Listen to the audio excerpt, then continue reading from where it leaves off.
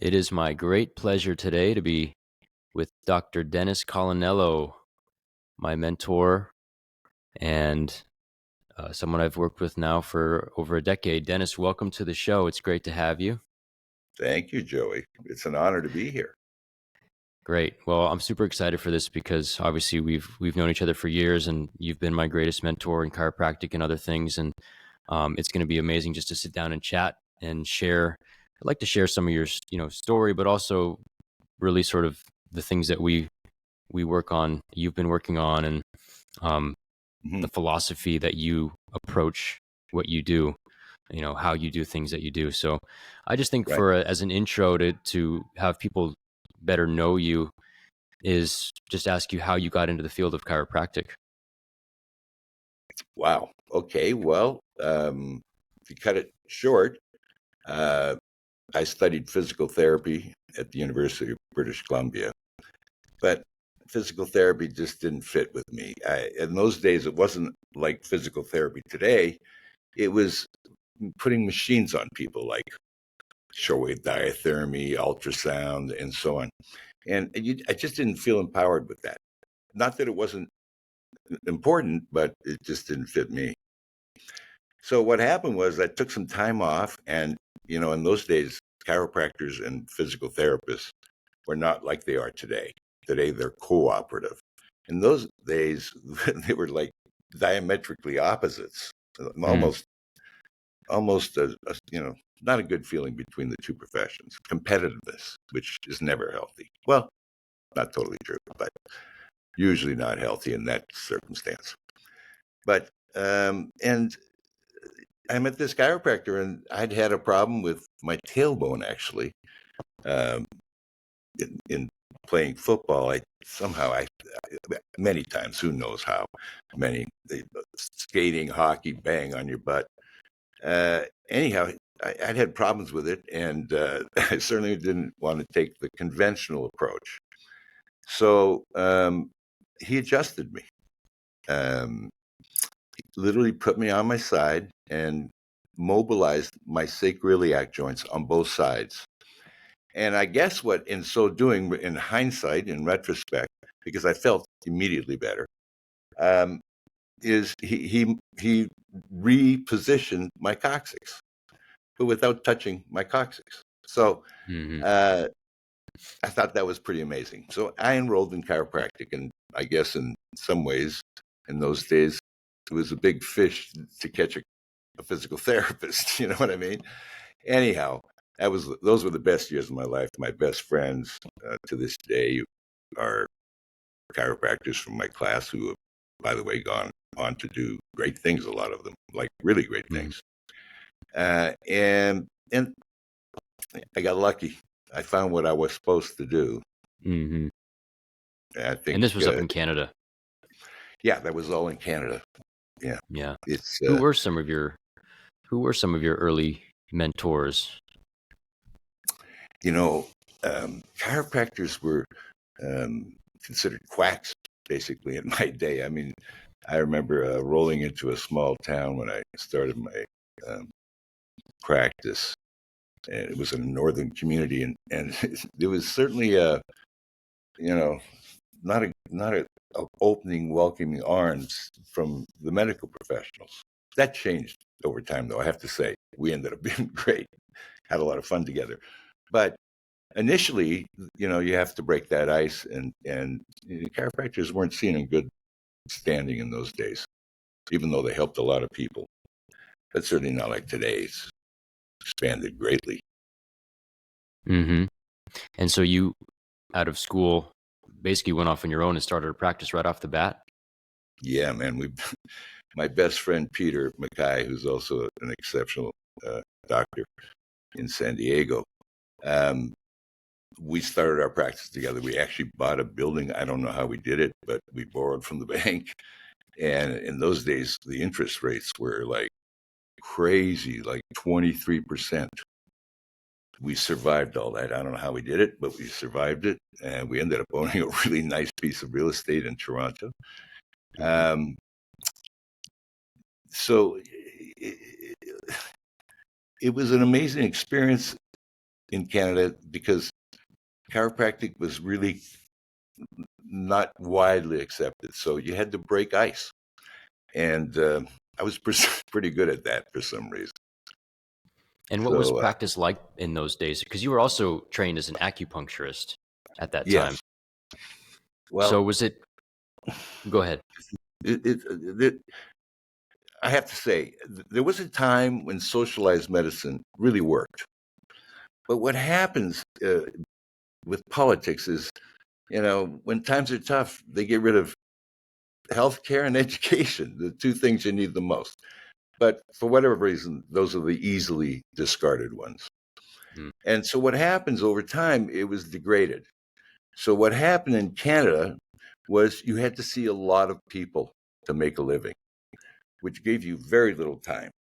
So I didn't like that. So I figured out a way to have more time um, using acupuncture and my hands. And what I did is I started off with one room in this old red schoolhouse in this small town. I ended up taking up the whole floor. And I'd have a girl in each room. So the patient would be there for at least half an hour, allowing me to do more to them. Otherwise, it was like, bang, bang, bang, you're next, next, next, next. mm. And that didn't fit with me. So I So devised a different. you were doing volume, but still getting time with patients because you had sort of attendees helping them while you weren't in the actual room. Correct. Hmm. Yes, yes. Hmm. Yeah, so that was my first foray into the Yeah. profession. And I learned a lot since then. you're combining acupuncture and chiropractic at this point in time. Yeah, acupuncture is a powerful thing. Yeah. Uh, in skilled hands, it's extremely powerful. Hmm. We were always taught one needle, one treatment. Mm, That's how you're supposed to be. You're supposed to get that good. mm, Of course, that's not so easy, but hmm. yeah, it's a valuable tool.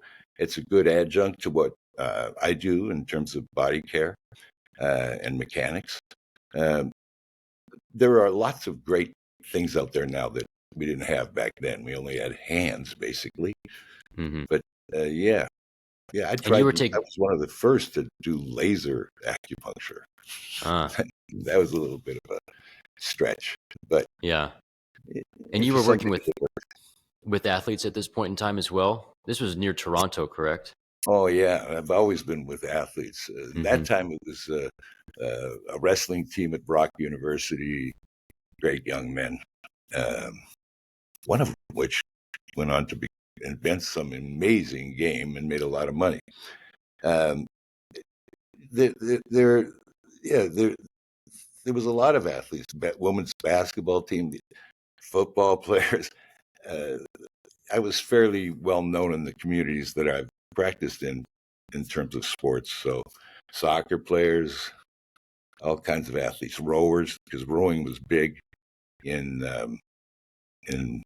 But I lived in near Hmm. Niagara Falls for a while, and rowing was a big thing there. That's sort of Yeah. a major sport there, and hockey. Who doesn't Hmm. follow in hockey? I looked after the Haileybury 54s AAA hockey team, and it was the best fun I ever had in my life. Young men, strong, and real men. Like you know, Hmm. brought, this area was farmers and dairy farmers mostly, and miners and prospectors. Strong kids, strong people. Hmm. What do you said everywhere you've gone, you've always had a practice that became successful. And what do you attribute that to? Mm. Wow, that's a. uh, I mean, I think a lot of it is. I guess I have to put it in my own words. When I treat somebody, I'm not engaged in anything else. Hmm. I'm only engaged in that thing that I'm doing. And I don't stop until it's done. I try to reach that conclusion. I must say that I don't practice like chiropractic, even though Hmm. my license is one. I use manipulation when it's necessary, but I look at manipulation like surgery. you don't do surgery, you prep for surgery. And I kind of look at manipulation as something that I prep for if I have to do it. But I try not to do it too much unless Yeah. I really think it's going to be beneficial. Yeah, you have a very unique technique, and that's what when I met you, it was unlike anything I'd ever experienced, and it's what brought me into this field. So it was life changing essentially. How did you start to come up with your own techniques? Were you doing diversified or Gonstead or any type of specific thing early on, and then you sort of decided this doesn't make sense to me? How did you come to those ideas that manipulation was not what necessarily you'd learned in school? Well, first of all, I studied every possible chiropractic technique that I knew of. Um, some that I didn't think were my fit, but some that were. I'd done activator. I've done a lot of different techniques. Hmm. Um, and then at a certain point, I'd always looked for different approaches. I'd invent things and so on. And so I just started to feel like I was missing the diagnostic part of what was going on in the human body. And that's when I met Dr. Gerald Fulton, who was a physiatrist who was born with cerebral palsy. And so he went through medical school and all his schooling as kind of an outcast. He had long hair. He's still alive. He's blind. He still practices, and he's still great. In fact, he called me the other day to share a new move that he has, and he shared it. It was pretty interesting. Anyhow, Dr. Fulton basically came to me because I was sort of known as the body guy, and I started treating him. And he was kind of like a loner, and he was angry inside.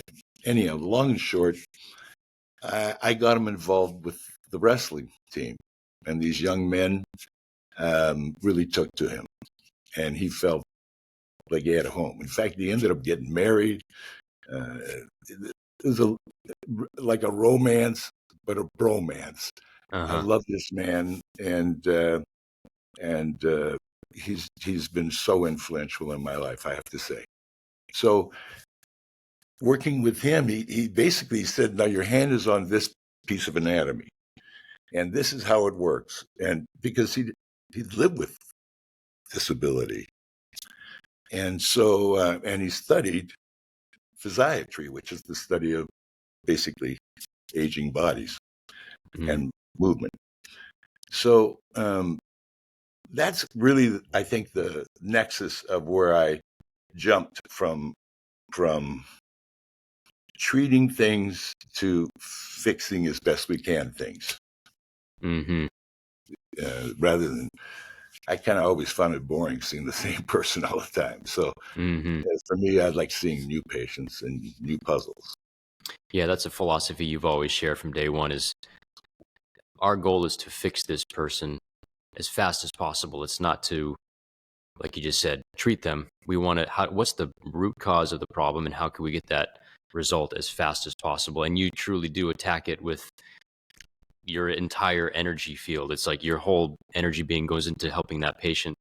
And from as in someone watching you for years now, I mean, to me, it's just your dedication to each patient that just naturally starts to build an energy field or whatever you want to call it that's going to attract more people.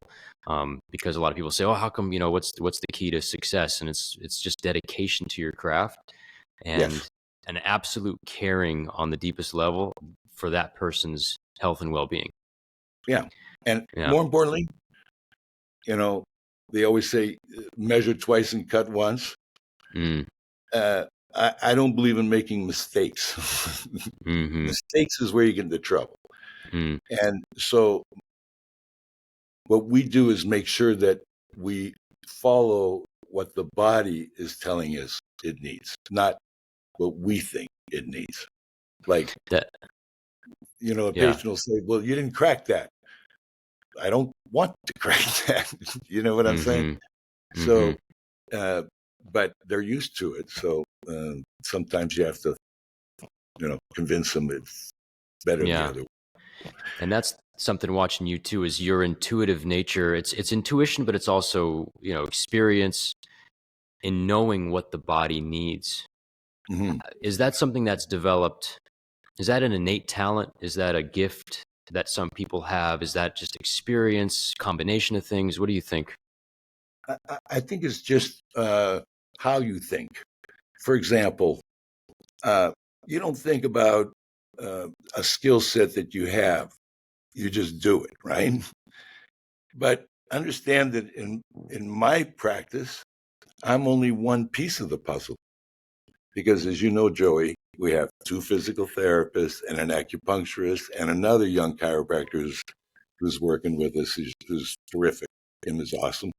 And, so it's more like we need to grow this because it's self. You don't have to do any advertising or anything. Your name gets Mm-hmm. known, Mm-hmm. and once your name is known, you really I don't know. You get a lot. It's kind of like I hate to think of that, but it's it's you win right away because they already trust that you can do it.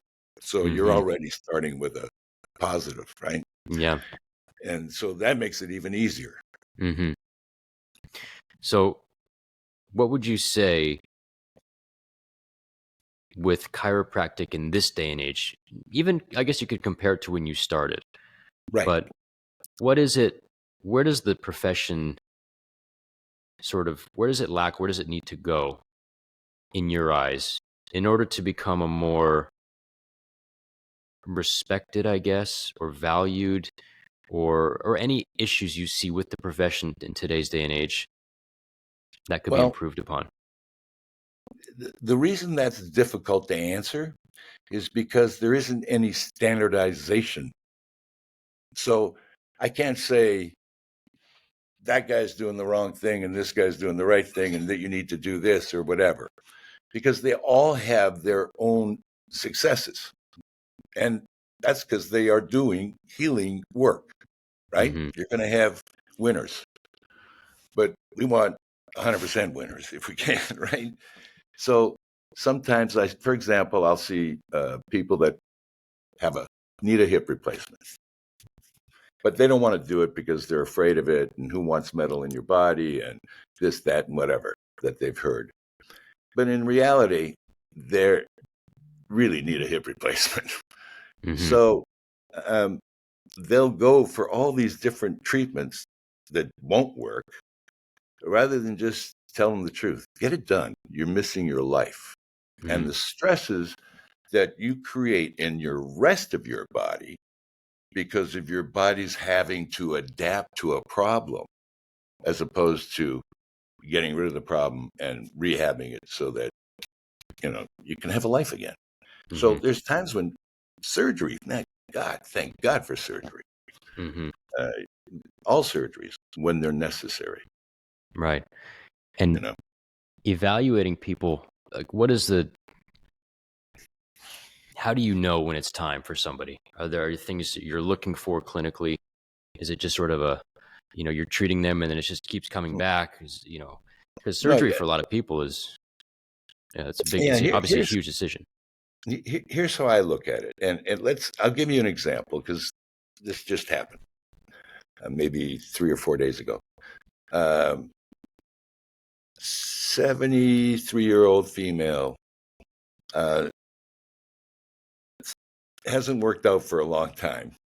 Okay, so she's not strong. She's losing the battle to gravity in terms of her joints. Hobbles in with two bad knees, like really bad knees. Now, because of those bad knees, her body had shifted its center of gravity to try to keep her up and move the weight away from the knees.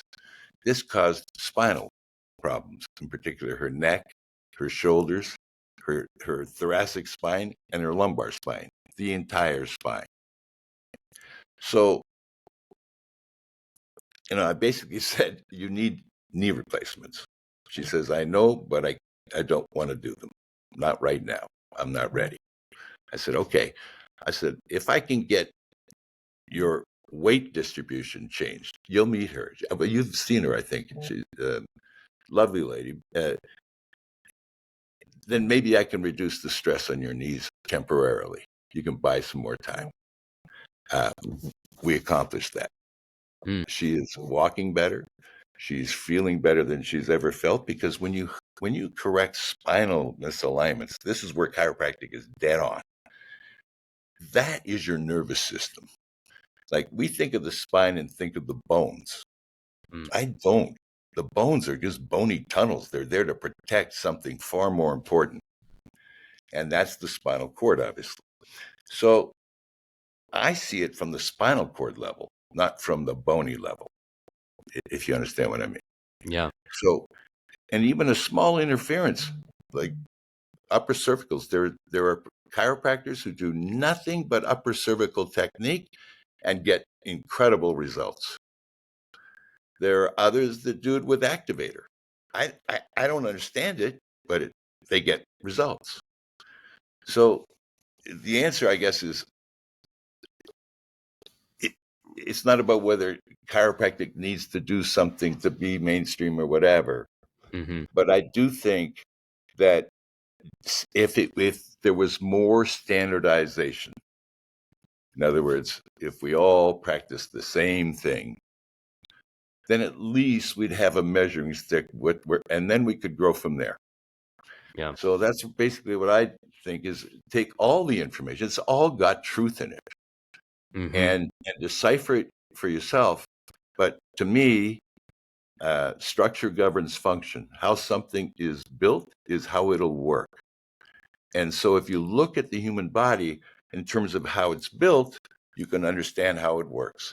And if you understand how it works, when it breaks, if you're a good mechanic, you fix it. Yeah. But that means fixing the entire structure all at once. And that's So, how you approach is you don't, someone comes with a knee, you don't just go to the knee and the ankle and hip. You look at the spine, the cervical, because it's about getting the whole structure, like you just said, right. balanced. Let's take a professional basketball player. He's running. He goes to cut. His knee externally rotates. He tears his medial meniscus, falls to the ground. He's out for a bit. So what we found, and at least what I found in working for 26 years with these guys, is that they all had foot and ankle sprains. I'll give you an example of the difference. And this is why I think, like in chiropractic, we were taught to crack the foot, right? But sometimes yes, and sometimes no, because the foot has 26 bones that are architecturally designed to create this incredible structure that helps push and motivate your body forward and quickly. So, while still giving you stability. So that foot becomes critical to the entire structure of the body. And yet we give them orthotics. We take impressions of their foot, sometimes in foam or whatever, and it's all it's doing is measuring what's wrong. So if you make something to that, I'm just saying that structurally, if we support something before we've corrected it, then we're supporting the miscorrection. Mm. So my philosophy is get to ground zero and then go from there. Mm-hmm. That's where I think the standardization. I don't know. I mean, I'm talking off the top of my head because Yeah. I don't know very much except what I know. Mm-hmm. But in terms of the profession, geez, we got guys in my class that did amazing things. Dr. Frederick Herrick created the Yep. Carrick. He was my graduate of mine. He was my class. Yeah. Dr. Peter McKay's with the Titleist Performance Institute, just like one of the top golf doctors. Uh, there's so many guys that James Machino became a genius at nutrition, and has a whole company that's remarkable guys, just Yeah. remarkable guys. And that's just a few. I got so many. Jill LaMarche, who became the head of Life Chiropractic College, and he's the real. Like, you should interview him because he's the real chiropractic philosophy. Like, he's Uh-huh. old time, but Yeah. he's does amazing things for the profession, and he's just an incredible humanitarian too. You'd love Jill. Yeah. That'd be actually You a good should take idea to get him classes. on. Yeah, Yeah. yeah. You just talked briefly about sort of the way you view the body. Like you've said, the bones of the spine, you picture just this Mhm. canal for the nervous system. And you've described to me in patients before sort of the way that you view the body. And you've used this software and hardware analogy many times. Yes. And it's like can you expand on that? Like when you're viewing someone's body and you're starting to work on them, what kind of is your thought process? Well, I look at both static and motion. So the way they get in a chair, the way they get out of a chair, the way they walk in the room, and then what they look like statically. Where's their center of gravity? Is it shifted? Is it? And if it is, then something's causing the shift, usually because the computer says, get off the right foot because you sprained your ankle, and then or somebody put you in a boot, so it makes you unlevel, and your brain adapts and thinks that's its new normal. Then when you change it drastically, it doesn't have quite as much time to adapt. So it'll fight. It'll want to keep going back to depending on how long you've had it, obviously.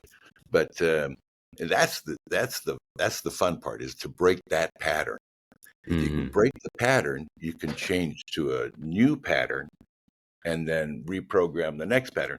And that's why I said it takes a team. Like, the reason we have physical therapists is we can deprogram you, but the reprogramming comes from physical therapy, personal trainers, people that are well versed in movement and not just strengthening, but muscle activation and balance. Yeah. That to me is, I don't know. Did they teach you much in terms of biomechanics? In your We did have quite a bit of biomechanics at school. Yeah. Yeah. Yeah. Well, you know what a centroid is. Is that Centro. like when you spin a top, it goes for a long time because there's no friction. So each joint, from your toes to your jaw, should pivot on its centroid. When it off pivots, it creates an imbalance, and that creates more requirement of energy to move. So if you can place this is the optimum. If you could restructure the human body so that its center of gravity was neutralized and that each joint hung at its centroid, you'd have no joint pain, Mm-hmm. none. And you probably have a whole lot more energy. Probably you will, because I know you will. We see it Mm-hmm. right away.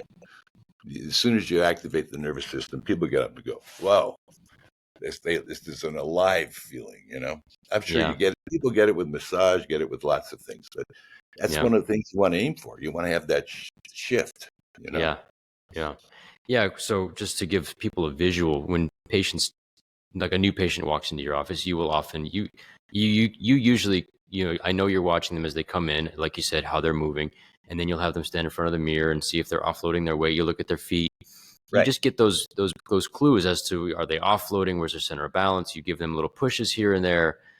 Yes. And that's sort of the initial evaluation. And then you move them into sometimes there's some other things in there, but then into this more static uh, uh, examination, if you will, with them Yes. on the table. Um, and and then you work through for, it's you working with them for 30 minutes to whatever, an hour, depending on Mhm. the situation. But you can get a lot done in that amount of time. Is that something that you need that much time? Is it like, do you think it's important to spend more Yes. time with a patient? Yes. I'll tell you why. One, the usual intake is the doctor takes your case history and what have you, right? Before he begins anything. But what I do is while I'm figuring out what's going on, I'm asking him other questions that sort of, what was your sport? How much do you sit every day? What do you do for a living? All the things that identify more of what causative factors could be. And then once we figure out what's happening at the pelvic level, because that's where the spine's going to react to it, is the platform for the spine. Then we look, does it come from the ground through the hips to the pelvis, or does it come from above down? It could be anywhere. But the key is, at least for me anyhow, is, and this is what blows most people away, is that I can feel where the sequence of adaptation, and I treat it in the reverse direction. In other words, I'll simply by tugging on the feet, I can feel the fascial restrictions. And I've just been doing it for so long. Well, you can do it, Joey. You know what I'm talking about. And you can, and then you treat that body in that particular sequence, and you get an incredibly positive response, Mm-hmm. dramatic responses. Yeah, I've seen those. And that Yeah. takes time. I mean, that's not something you're gonna figure out in 5 minutes. It's No, getting your it's hands and progressive. really feeling that patient. Yeah. Yeah. Well, plus you you don't know where you're going to go. You're unwrapping. Mm-hmm. It's kind of present. You have to follow the path till the body stops feeling restricted, and that could That's be anywhere. been, That could yeah. be in I your mean, jaw, in your cranium, could be in your anywhere. yeah, And so that's what I do, and I think part of the reason that you know we have so much success is that it's kind of mind-boggling that I can go and find your pain before you tell me where it is. yeah, yeah. And And you do that consistently, and that's the biggest, I think, just sort of ways that you approach the body that was different from anything else I'd ever seen, and I still don't see it anywhere else. And it's just that sort of mindset. Getting that sequence is so important. And you always say that it's like if you're untangling a knot, if you pull on the wrong end, you're going to make the knot worse. right, It's and so figuring out that order and working through, as you said, can create some pretty profound results. yeah, And it but works. that there are other people out there, I'm sure, that are doing different things that Sure. are also getting phenomenal results, and that's what the see. I don't know how much of it is the sequence and the patterning and all that stuff, or it's just how we communicate, or there's so many variants. Yeah. Because there's lots of docs out there that are doing, like which you're going to meet, I'm sure, doing amazing things. Yeah. And That's a great point too, is we don't really know. And that's one of the hard things with what we do. We can't measure the level of white blood cells or this or that and say that, and right, even in more medical stuff, it's hard to know these things, even just the placebo effect. There's so many variables that are at play. So that's a really important thing to note. These systems, there's so many. I mean, you can go look right now. There's so many systems of whether you're a chiropractor, you can go do NET or MAT and all these different things. right, And like you said, there's practitioners getting great results with each of those. And it's important, I think, to not get pigeonholed and think, oh, this is the only way to do this. exactly. There's a lot of things that work really well. Yes, Um, yeah, yes. There's cool. a lot of very talented people out there. I mean, to give you an example, um, I don't know, a month ago or so, a patient of mine who I really respect uh, sends his masseuse in to see me. She's this lovely lady, but a little quirky, little quirky, but lovely, and 60 some odd years old, built like strong like crazy, right? Anyhow, I treat her. She has a relatively simple problem. I said, let's trade services. Oh my God. I've never. The woman was amazing. She released my. I fell asleep, but she was amazing. The other day, then she starts coming in with her clients who are pretty interesting people as well. But the other day, I sent her to a patient who is fairly well known, right? She calls me up and says, that's the best thing that has ever happened to me. So there's lots of talented people out there, massage therapists, trainers. Ben Bruno, our friend, the trainer, if you saw what I saw the other day, he transformed a patient of ours to such strong. I was like taken back. He's just strong as can be. Mm-hmm. We got so much talent out there. It's crazy. There's a lot of Yeah. really good people out there. Yeah. You're going to meet them all. You are. Yeah. It's fun. And I mean, what's so great about what we do is helping people feel better and get better. It's really fulfilling. So it's Been good to me. yeah. So Dennis, you've been a chiropractor now for, was it over 40 years or so? I think it's like, well, 43 years, I think, or 45 years, one or the other. Yeah. And you've got a very inventive mind. You're always coming up with new things. You've done some inventions in your career. And I swear every week you've got a new idea for something. So your brain's always churning. It's great though. It's very inspiring that you're always like, how can I do this better? And constantly, I mean, the stories that you've told me, but also that I've heard, I mean, from some of your first offices, and can you talk about that office on Laurel Canyon? You had the vibrating table and the nails. I mean, like, what was that table again? Oh my God. What happened was, well, first of all, when I moved here, I didn't practice for quite a while. And then when my daughter came on the scene, I wanted to stay home more. So, because I was traveling for Nordic Track and these companies. Anyhow, so I got this small office. It was one room in a really dumpy clinic in Studio City. The clinic was not a 5-star clinic. And I put the universe on the ceiling. So people would lie down and look up at the universe. I mean, I created a table. I took a massage table and I put a motor in each 4 quadrants. We tied this motor. It wasn't just me.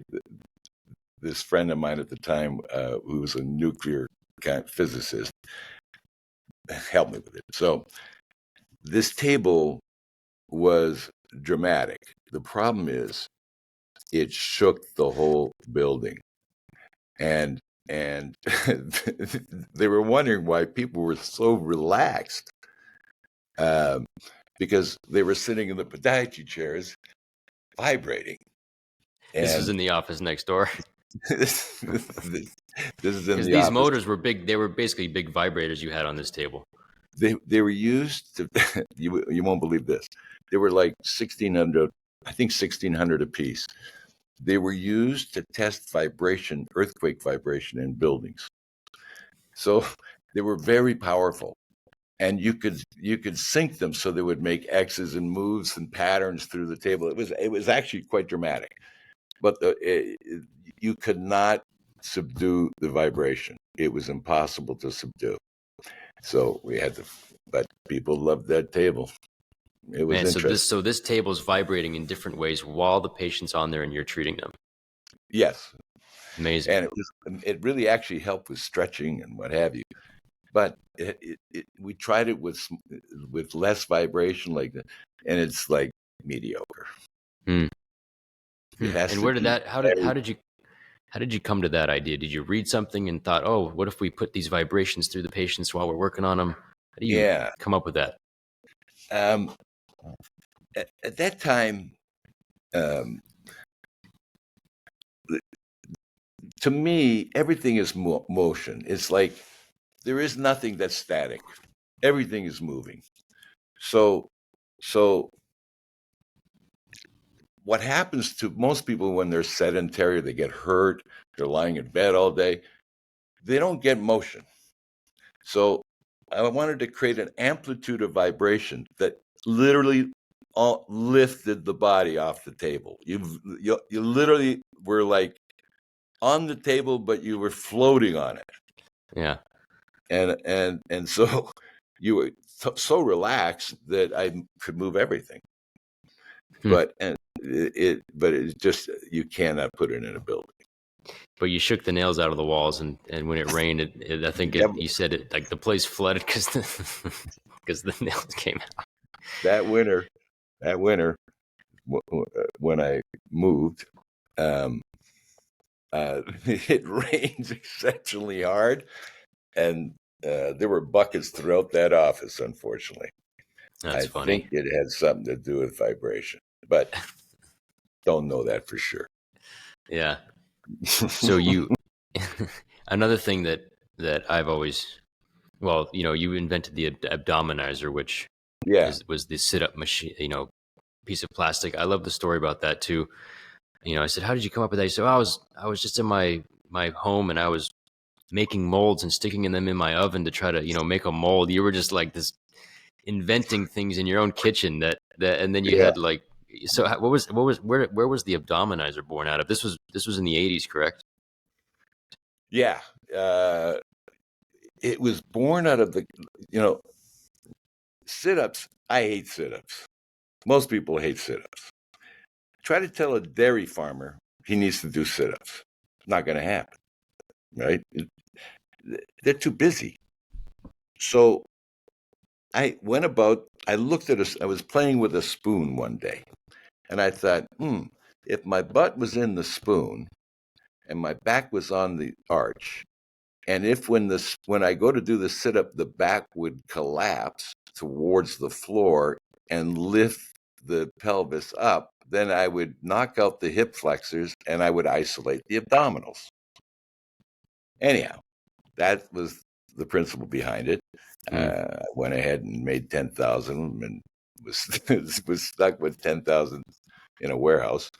Uh, and then this gentleman from Fitness Quest came along. They were big infomercial company, and they sold a ton of them. So that was fun. Um, that was, you know, Yeah. like, I'm from an immigrant family, so money was never, and even love having it, but it's not the motivator. Yeah. Yeah. And then after that, that's when you took some time off from chiropractic, from actual practicing. Is that correct? Yeah, I married a young lady, uh, and she wanted to become an actress, so we moved to Los Mm. Angeles, and it was a tough city to move to because I wasn't in acting. I had nothing to offer people, and I didn't really want to practice right away. So I ended up actually meeting a patient of mine at a Dupar's restaurant, Love and Dupars. we became really good friends. And there's a lot of adventures beyond that before I Yeah. started back into practice. Hmm. But um, yeah, it's funny because I guess I think I went like 8 or 9 years where I'd see, didn't do much in terms of treating anybody. Did you miss Uh, it while you were out? Or you were busy doing those other. You were enjoying your inventing during those years. uh, I was trying to figure out how to, because I thought about going into practice, but there was Mm. like 9 million insurance companies. They all had, and everybody was like, you know, lamenting that it was a nightmare. And I Yeah. guess what, I'm not that kind of guy. I'm not a clerical kind of guy. I'm a old school. I work with my hands Hmm. basically. Yeah. So uh, I didn't practice for quite some time until Mm. this other friend of mine who I rode motorcycle with. And he was a personal trainer, and one of his clients got into trouble, and so I agreed to go see him, and it was Tom Selleck. And Tom and Jilly and I have been friends for all that time. So I've always had a lucky streak, I think. because Hmm. he's a special guy, and Jilly, his wife, is amazing. So I've met a Yeah. lot of really interesting people. Yeah. Yeah. I mean, you've worked with some of the world's best athletes. I mean, you've been with sports teams like the Lakers, Clippers for a number of years, Hmm. hockey teams. You've got a big shoe from Shaquille O'Neal in your office that's signed because you've helped him. You probably still help him. I don't even know actually, but I don't I see know him you. too often, but I see him once in a while. Yeah. So you've gone through many different uh, industries, I guess, and helping folks from sports to obviously non-sports. Hmm. Um, and what do you have a preference? Did you enjoy?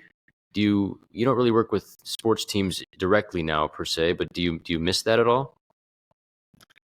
Um, Not really. It was a lot of fun when when I was behind the bench with the team. It was fun, and the guys were like really good guys, really good guys, and so um, yeah, I missed that. That was a lot of fun.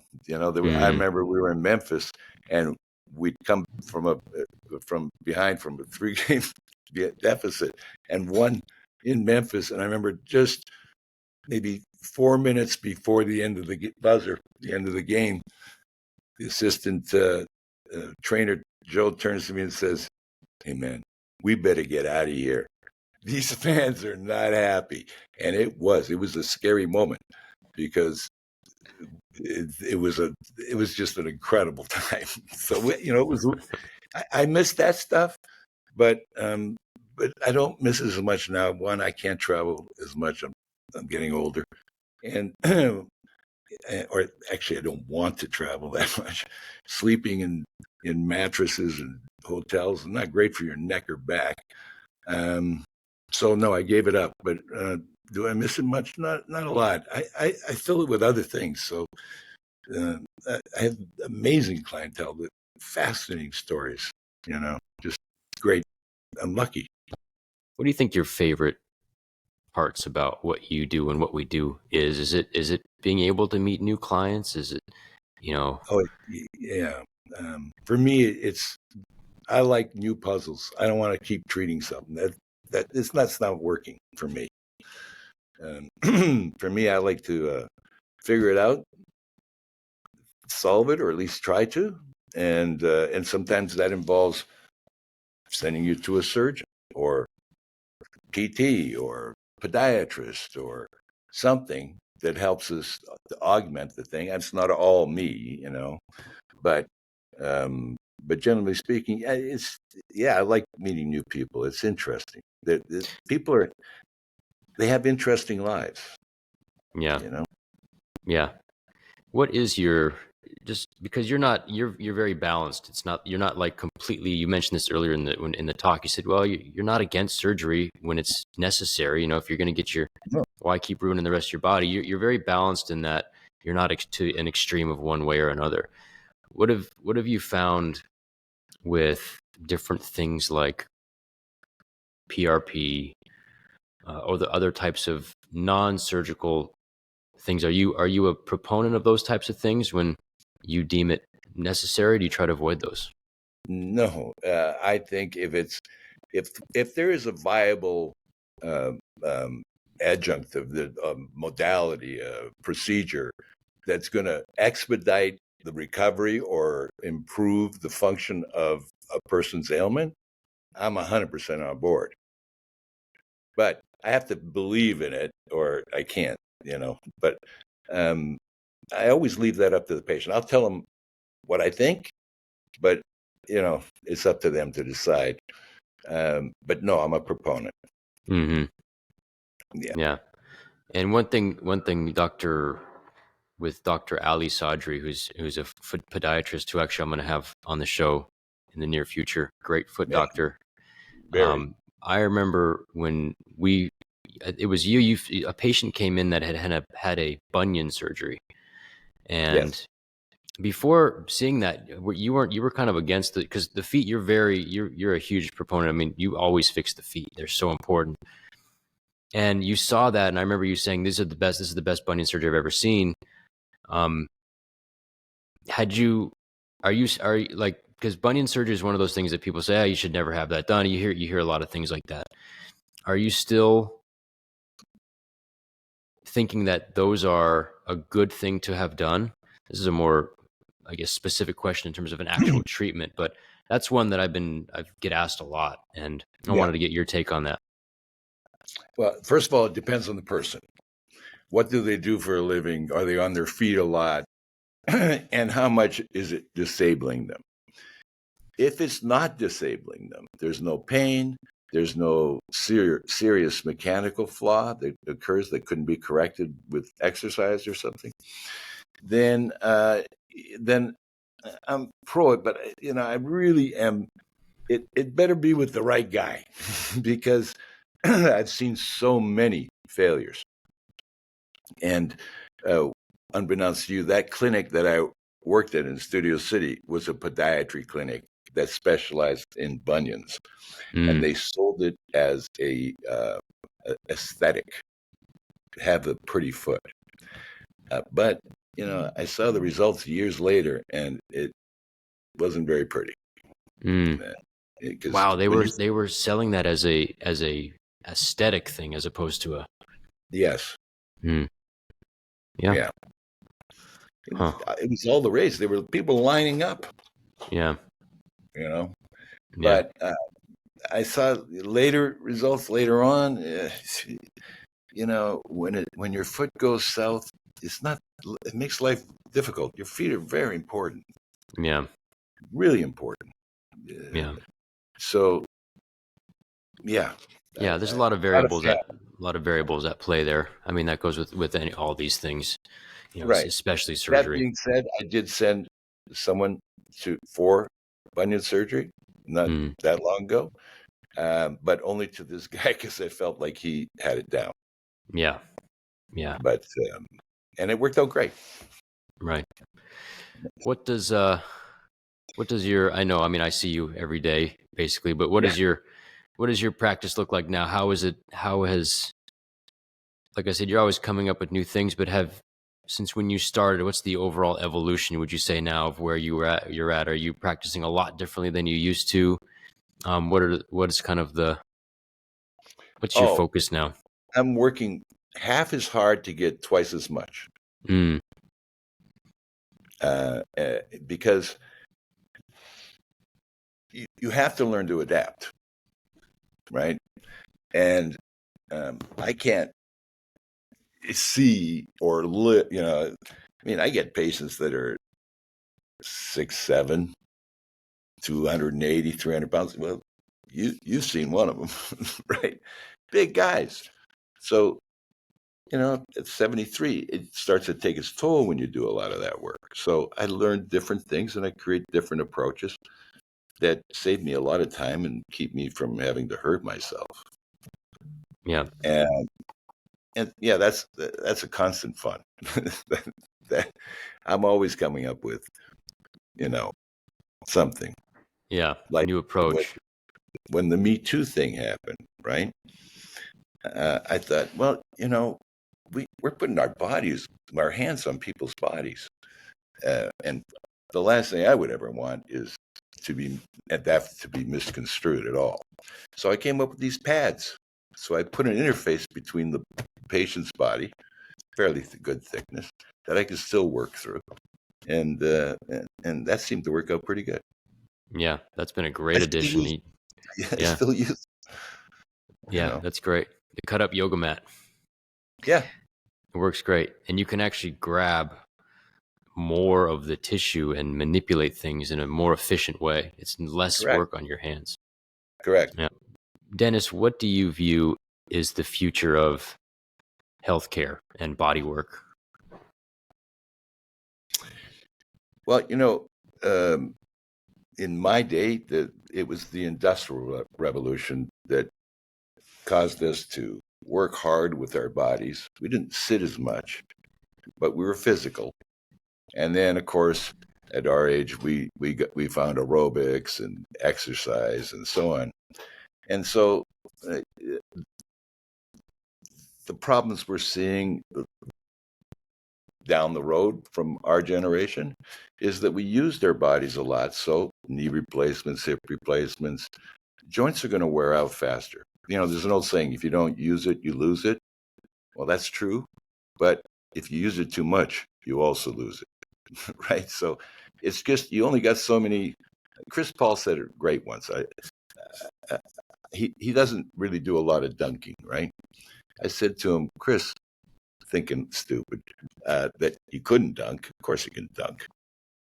But I said, Chris, how come you don't do the dunks, pre-game when you're trying to warm up the team? He says, Dennis, I only got so many jumps in my knees. I'm not going to waste them. And that stuck with me because I believe that. I believe the more you use it, the faster you're going to lose it. But finding the balance is what you really want. And that balance, I think, is the key word in what I do even. But the future generation is going to be a lot of sitting, maybe lying. I mean, I think it was called Wall-E, where the generation had left in space and they were all overweight. They laid down most of the day. So we're going to see different health problems, and I think to anticipate that by educating these people, in which they are, but maybe not as enthusiastically as, like, we used to have physical education. It was a great break from school. Nowadays, it's like they don't enjoy it as much. I don't think. I don't know. Some kids do, but a lot don't. Yeah, I think they've taken away physical in a lot of. I Yeah, don't know exactly, but I've heard that they keep eliminating these things where kids if getting to you run don't around. move it, man, you got to move. That's the most important thing. And it's amazing. If you sit in an airport one day and just watch people walk by, you'll be shocked at how many people are structurally screwed up. They walk bent over. They're hunched like this. They got so many problems. It's not funny because it's like, people don't even think about their spines, Yeah, until they yeah, break one. yeah, And it's a different story. So I think the future, we should anticipate that we're going to be really busy. We need lots more people like you and I, Joey, and the chiropractic profession and the physios and all the professions that are going to be service oriented to help people in the healthcare business. Um, I think we're going to see a big surge in that. So there's lots of room for good people in our profession. Lots of room. yeah. And speaking of education, you and I both love to teach, Yeah. and we will hold periodic workshops at the office, and I'll be sure to let people know when those are going to happen. We also Those have are plans of, fun. They were fun. yeah, really fun.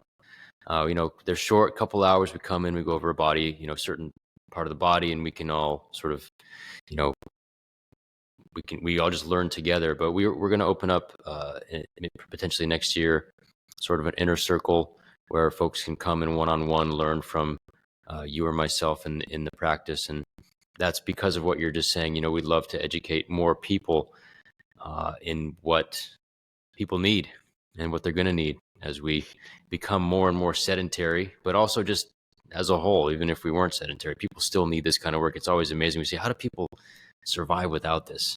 Because once you have it done, you just like, oh my God, I feel so much better. It's like Yeah. people walk around with these, like you said, these injuries or stooped over. It's like, man, you just feel like shit when you're like that.